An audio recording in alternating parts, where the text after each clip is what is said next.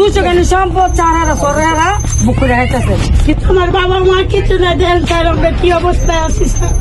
আমি আজকে বুঝতে গেলাম যাই ভাড়ার বুঝছা আমার ছেলে মেয়ে থাকার কোনো জায়গা নেই। আবার গুলি করে, আবার এই যে দাও তো এইটা আমারে এই যে সাইড কাটতে হলে যে মনে করেন বুড়ি মুলা বলে যাবো কেমন চল মারে। কেউ মারা গেলে লাশ বের করার মতো যে পরিমাণে জায়গা সেটা কিন্তু এই গ্রামে নেই।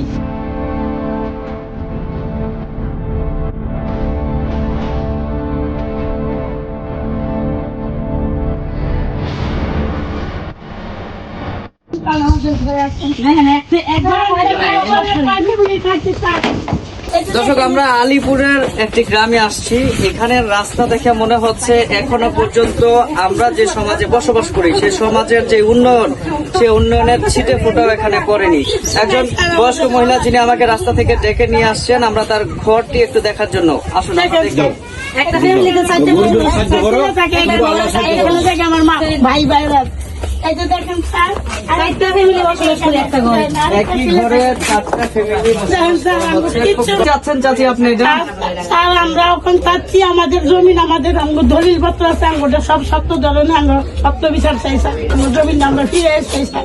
এটি আপনার কাছে আমার অনুরোধ, আর কিছু সব চাই না আমি। আমার বাবা মা কিছু না দেন স্যার, আমরা কি অবস্থায় আছি স্যার। আমি আজকে বুঝতে গেলাম যাই ভাড়ার বুঝছা আমার ছেলে মেয়ে থাকার কোনো জায়গা নেই স্যার।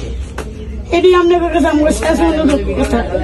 ভাই এখন আমরা এখানে মনে করেন আমরা বাড়ি থাকতেও আমরা এখন বর্তমান ভাড়া থাকতেছি।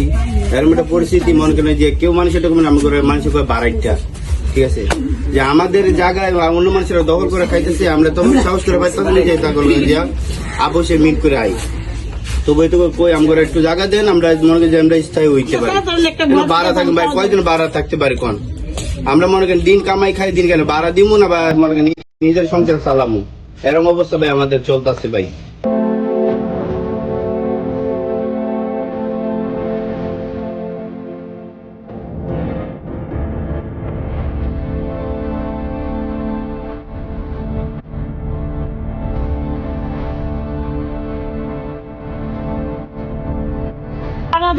আমাদের তো কষ্ট লাগে না, আমার জায়গা জমিন থুইয়া 200 সম্পদ চারারা সরারা বুক করে হাইতেছে। কিন্তু আমরা কই আমার নাম তো একটু জায়গা দে, আমরা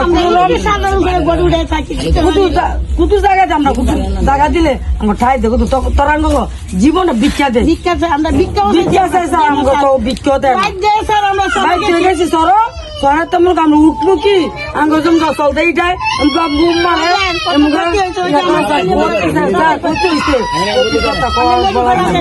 আবার গুলি করে, আবার এই যে দাও তো এইটা আমারে এই যে সাইড কাটতে হলে যে মনে করেন বুড়ি মুলা বলে যাবো কেমন চল মারে।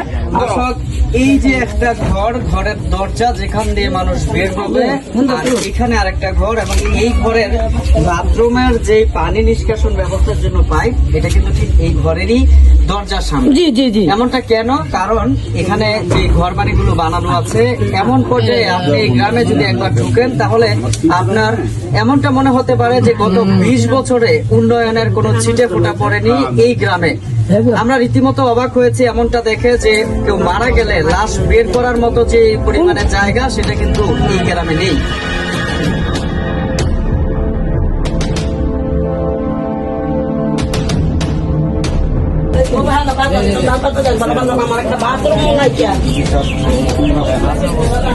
মানুষের চলার রাস্তা আছে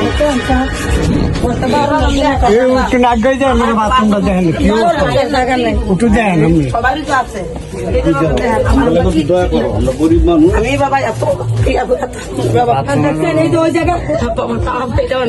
ওই জায়গায় বসে দেখছেন, ওই জায়গায় বসে